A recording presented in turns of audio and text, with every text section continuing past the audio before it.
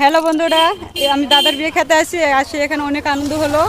তো বিয়ে আজকে প্রায় শেষ পর্যায়ে, আজকে বউ ভাত অনুষ্ঠান হলো। বউ ভাত অনুষ্ঠান হওয়ার পরে শেষের দিকে মেয়ে বিদায় করে হাতে তুলে দিয়ে চলে গেল। তো খাওয়া দাওয়ার পর্ব শেষও হয়ে গেল সব কিছু।